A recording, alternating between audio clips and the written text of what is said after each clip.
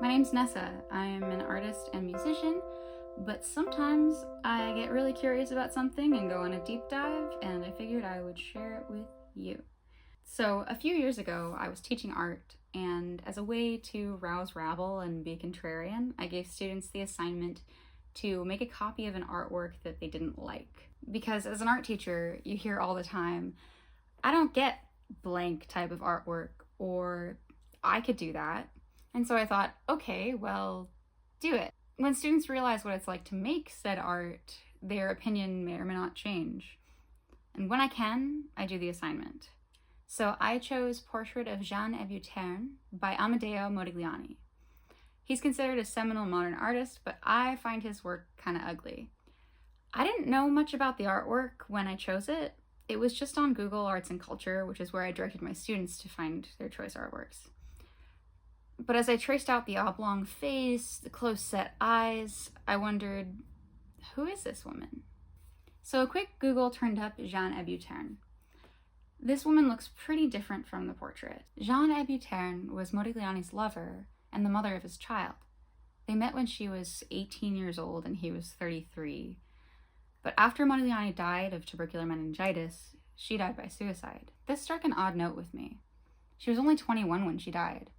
She herself was an artist, and at the start of her career. After her death, her brother collected her artwork and removed it from the public eye. There's not a lot online about her, and what is there paints a murky picture. People called her taciturn, jealous, clinging, and sweet, humble, docile. Who was Jeanne Hébuterne? This girl who'd been forgotten by art history, except for her proximity to one so-called great man. The funny thing about this time period is that while the 19th and 20th century are fairly well documented in the scheme of history, there's still the frustrating aspect that even after these people got famous, they're still just people living in a time before smartphones. The main things we have from that time are letters, diaries, and plain old first-hand accounts, which, I don't know if you know this, are painfully unreliable. In trying to get a clear picture of Jeanne Hébuterne, I looked to biographers of Modigliani, one of whom was his and Jeanne's daughter, Jeanne Modigliani. She was just 14 months old when they died, and her biography is weirdly unsentimental. In Modigliani, Man and Myth, she discounts a lot of the family lore. Any baseless claims are not of much interest to her.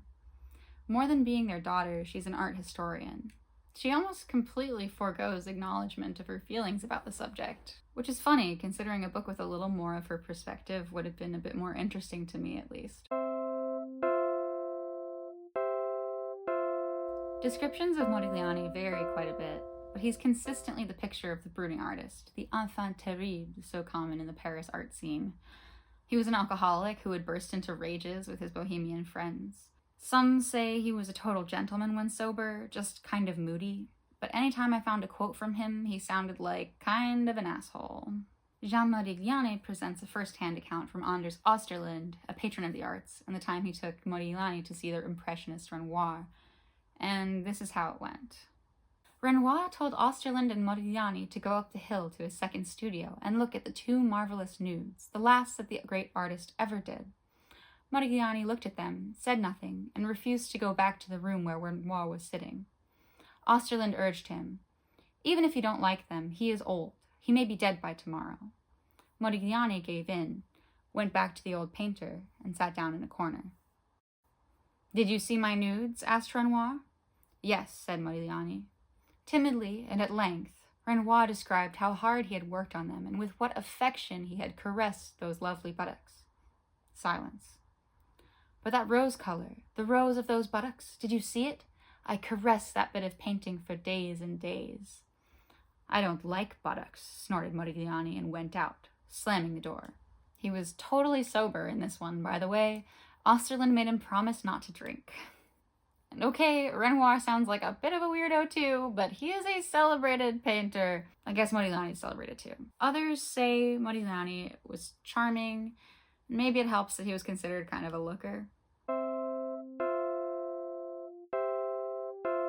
Here's what we know about Jeanne. She studied at the Académie Colarossi in Paris. Her parents were Catholic and quite conservative, and they hoped that art was just a flight of fancy for her. But she was drawn to the art world nonetheless. She was introduced to the Montparnasse scene by her brother André, who was also a painter, and she was introduced to Modigliani by the sculptor Chana Orloff. Her art school friends called her Coconut or Noix de Coco because of the way her dark auburn hair contrasted her pale skin. The bohemian crowd called her bourgeois. It's likely she didn't fit in with the world of her parents or the art world. Jeanne is described by some as serious, intelligent, and intense. Others describe her as sweet, humble, docile, taciturn, jealous, clinging. Maybe these descriptions aren't at odds with each other. These are all things that a woman can be at different points in her life. You can see a level of intensity in her self-portrait. She has a gloomy, or maybe just focused, expression. No, it looks pretty gloomy to me. She doesn't need to perform cheer for the viewer. This portrait resembles her photograph in a way that Modigliani's work fails to capture. He did many portraits of Jeanne. She was his favorite subject. Jeanne died before she could truly find her artistic voice. It was in there, her bright colors, her wild compositions. I think she showed a lot of promise. Even in just a few works, there's a lot of creativity, while some things are borrowed from other artists. Blocks of color are very Matisse, the impasto paint, Van Gogh. She could even do realism. This portrait of her brother feels completely outside the trends of art at the time, which had been tending towards abstraction. It's aggressively representational, which, if you haven't heard that term, is the opposite of abstract. It's almost as though the way she saw André couldn't be filtered through any sort of au courant style. Her image of him was just that strong. The same can't be said for even her self-portraits, some of which are clearly influenced by Modigliani.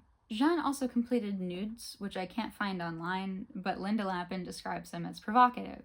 Even though nudes were common in art at the time, generally they were of women in the lower classes, usually anonymous and depicting scenes from classical mythology. When we think about the male gaze, often it's in reference to the nude in art. There's a long history of men depicting the female body in painting. It's shaped by their biases and perspective on the body, which, of course, can be objectifying. I'm looking at you, Renoir, and your lovely buttocks. Whereas to do a nude self-portrait is to say, I am both the subject and the artist. She both gazes and is gazed upon. She has control over how she's portrayed. What might Jeanne have done if she didn't meet Modigliani? Looking at Hébuterne's self-portraits, it's clear she saw herself differently than the way he painted her. But before Modigliani, all people are flattened, stretched out, reduced, and stylized. Modigliani died and was mythologized. He became a typical Byronic hero, a tragic genius. He gets compared to Vincent van Gogh, but looking at his work, it's hard not to find it a bit derivative. Like Picasso, he was obsessed with African art, particularly masks. And you can find side-by-side comparisons of Picasso works with African art. It's pretty egregious, though I do think he went beyond simply replicating it with his paintings. But looking at Modigliani's work, I find it all pretty samey, to be quite honest. Not as groundbreaking as somebody like Van Gogh, who though he had a distinctive style, used it to capture images and emotions that were vivid and various. I've seen this narrative presented as a tragic love story, but I find it hard to see it that way. For example, when I read that Modigliani hid Jeanne away from the world, that he never brought her out to cafes or introduced her to his friends, maybe Modigliani was afraid of having a drunken outburst around her and not just the Paris intelligentsia. He called it the Italian way. She wasn't a total homebody, though she is reported to be shy and reserved. But she had friends at art school and was buds with Sugiharu Fujita, who painted a portrait of her. When Modigliani died, he was 35, which is young, but he'd had tuberculosis for a while, had a lesion on his lungs from a childhood illness, and overall had been burning the candle at both ends, painting ferociously and drinking even more so. He'd been broke trying to make it as an artist and basically starving. Often he'd destroy his artwork so he wouldn't have to leave it in apartments after he dipped out without paying the rent. Overall, I'd say he lived a pretty reckless lifestyle, which, while it can be romanticized, does not do wonders for your health. Kinda brought about his own demise. But legend has it he asked Jeanne to join him in the afterlife, so that I can have my favorite model in paradise and with her enjoy eternal happiness. I don't want to believe this part of the witness accounts, because she was 21 years old, 14 years younger than him, fresh out of art school, and now a mother to a child with another one on the way. She was 8 months pregnant. After Modigliani's death, she went back to stay with her family. Her brother Andre kept watch over her during the night, but he dozed off for just a moment, close to dawn. Many of the details are uncertain, but we know for sure that she died by suicide, throwing herself from a fifth-floor window. I think what really upsets me is the idea that Modigliani asked her to join him. Modigliani had great affection for Jeanne. I mean, he was possessive as hell, but I guess you could call that affection. He also dumped his previous lover, the poet Beatrice Hastings, to basically go steady with Jeanne. He had several other alleged illegitimate children, but Jeanne's was the only one he claimed as his own. He was even prepared to marry her and signed a document declaring the intention. But to lie on your deathbed and believe your time in the afterlife is more important than this girl's entire actual life would be pretty low. On the other hand, she also made a painting depicting her own suicide, so clearly she was suffering mental health-wise. Her brother Andre also understood that she had a self-destructive side, otherwise he wouldn't have stayed in the room with her all night. It's important to note that another reason why her work never really had its day, even with such a small catalog, was because after her death, her brother Andre locked away her artwork and refused to let the public see it. According to his son, he would also rarely speak of Jeanne, except to say how massive the pain of losing her still was.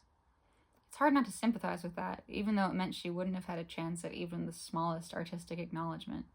I believe Jeanne Hébuterne could have been a great painter, one whose name isn't remembered solely because of its proximity to a kind of deplorable man's. Back in the world of art class, I think if I were giving this assignment to students again, I'd ask them to research the background of the pieces they were copying and reflect on how they informed the piece. I managed to find a really perplexing and sad story.